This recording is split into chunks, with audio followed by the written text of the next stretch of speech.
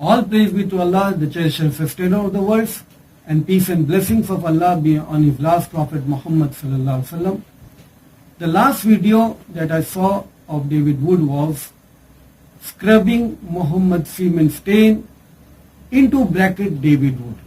Why into bracket David Wood? Because David Wood did not speak a single word in this video. Without speaking a single word in this video, he is trying to give an impression to the audience that Muhammad sallallahu alaihi wasallam, Muhammad peace upon him, he was a sex addict. Why? Because he brings up a picture, an image of a sketched human head with a beard signifying that it is a Muslim man, and in his mind a symbol of a woman with a text written on that particular frame which says Muhammad was a sex addict. The first frame is Muhammad was a sex addict. Without saying anything, he brings up this particular image of a man with a symbol of a woman and saying Muhammad was a sex addict. This is the first frame.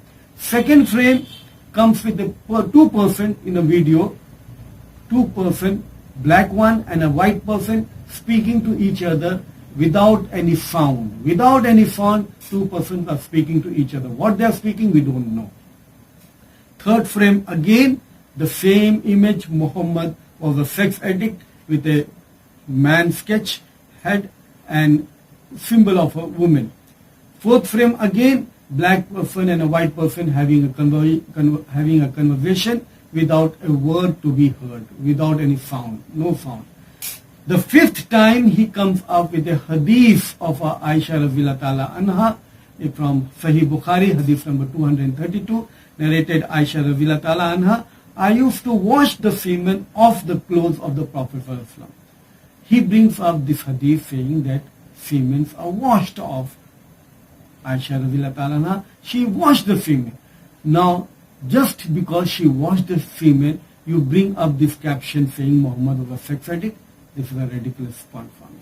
Again, the sixth frame you come up with a white person making human faces. What it does signify, I don't know. What it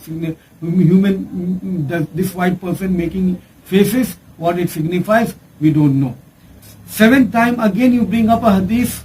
The title of that hadith says Book of Purification. Book of Purification. Hadith number 669 from Sahih Muslim. It was narrated that Aisha said concerning semen, I used to scratch it off from the garment of the Messenger of Allah subhanahu wa ta'ala. Allah, the hadith speaks about scratching it off the semen. When you scratch it off, when it is dried off. When it is dried, you can scratch it off. So just because the hadith speaks about that Aisha radhiyallahu ta'ala anha, she scrapped it off the semen from the clothes, that makes you to believe that Muhammad sallallahu alaihi wasallam was a sex addict. Eighth time again you bring up that white person again with making faces. Ninth, again you bring up the hadith scrapping semen from clothing. The heading of that hadith is scrapping semen from the clothing. Hadith number 537, Sunan Ibn Majah. It was narrated that Aisha said, radhiyallahu ta'ala anha, I often scrapped it semen from the garment of the Messenger of Allah subhanahu wa ta'ala. So again it speaks about scrapping it off the garment. 10th frame again you have this white person lying on a bed, not sleeping, lying on a bed and having postures. I don't know what postures that signifies, don't know, but without any sound, without any voice, you have this particular image. 10th, 9th, 11th, again you bring up the same caption, Muhammad is a sex addict. 12th, again you bring the hadith Sahih Bukhari, the last hadith, the fourth hadith, hadith number 230, narrated Sulaiman bin Yasir. I asked Aisha radhiyallahu ta'ala anha about clothes soiled with semen. She replied, I used to wash it off the clothes of Allah's Messenger and he would go for the salah prayers while water spots were still visible. So it speaks about washing off. Two hadith speaks about scrapping it off. Two hadith speaks about washing the semen. Just because the hadith speaks about cleaning the semen, that makes you to bring up this particular caption saying that Muhammad sallallahu alaihi wasallam was a sex addict. This is very ridiculous from you. This is very ridiculous thing to happen. This is wickedness from your side. Now again, the 13th time you bring up this white person playing with a monster. I don't know what it signifies, playing with a monster. And the 14th time, the last frame, you have again the same caption, Muhammad was a sex addict.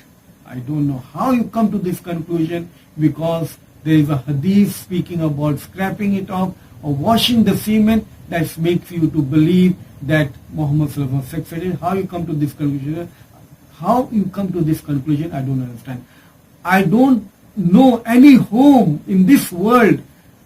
I don't know any home in this world, in any generation, without washing the semen of the clothes. Even you have ejaculated, David Wood. I don't know that you are free from that. If you have not ejaculated, definitely your father must have ejaculated. So in that case, they must have washed the clothes. In that case, if they wash the clothes, they all become sex addict. No, this doesn't work like that. It doesn't mean so. How can you conclude this way for Muhammad Sallallahu Alaihi Wasallam? Because his wife, she washed the semen of the clothes. You cannot come to this. This is wickedness from your side, brother David. This is wickedness. Your Bible also speaks about washing the semen. Come on, you don't read your Bible? Read from Leviticus chapter 15. The whole chapter speaks about washing the semen. Let me read out for you.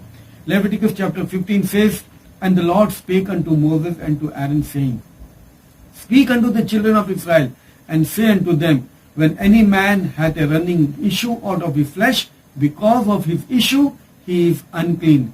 Here only the difference is, the word semen is not used. It is used because issue of it out of his flesh. Issue out of his flesh. The verse number 3. "And this shall be his uncleanness in his issue," whether his flesh run with his issue or his flesh is stopped from his issue, it is uncleanness. "Every bed whereon he lieth, every bed whereon he lieth, that hath the issue is unclean, and everything whereon they sitteth shall be unclean. And whosoever toucheth his bed shall wash his clothes and bathe himself in water, and be unclean until the evening." Verse number 6. "And he that sitteth on any things whereon he sat, that hath the issue, shall wash his clothes and bathe himself in water, and be unclean until the evening." Verse number 7. "And he that toucheth the flesh of him that hath issue shall wash his clothes and bathe himself in water, and be unclean until the evening." Verse number 8. "And if he that hath the issue spit upon him that is unclean, then he shall wash his clothes and bathe himself in water, and be unclean until the evening." Verse number 9. "And what saddle soever he rideth upon that hath the issue shall be unclean." Even the saddle, even the vehicle on which you ride, that becomes unclean. Verse number 10. "And whosoever toucheth anything that was under him shall be unclean until the evening. And he that beareth any of those things shall wash his clothes and bathe himself in water, and be unclean until the evening." Verse number 11.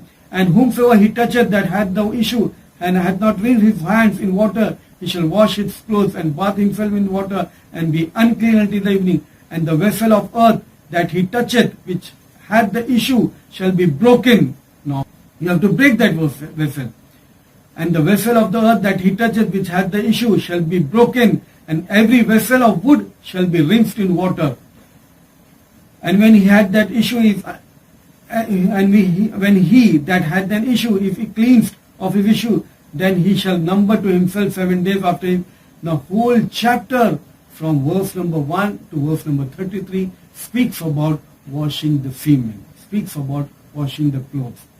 Verse number 16. "And if any man seeds of copulation go out from him, then he shall wash all his flesh in water, and be unclean until even after washing, that person remains unclean till the evening." How it happened, I don't know.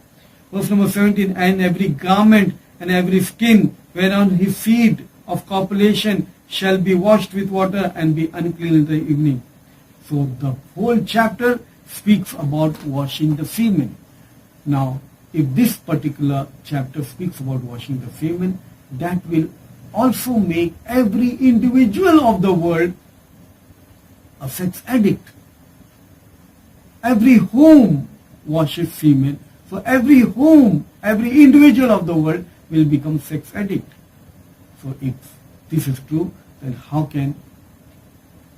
how can you come to this conclusion that washing semen and rubbing off the semen makes the person sex addict? I fail to understand, and nobody will come to this conclusion. Only a fool will come to this conclusion that washing something makes the person sex addict. I really ask you to stop this maligning Prophet Muhammad Sallallahu Alaihi Wasallam. This is wickedness from you. This is very wrong from your side to malign Prophet Muhammad Sallallahu Alaihi Wasallam like that by giving caption that Muhammad Sallallahu Alaihi Wasallam was a sex addict. With this I conclude. Wa akhiru da'wana anil hamdulillahi.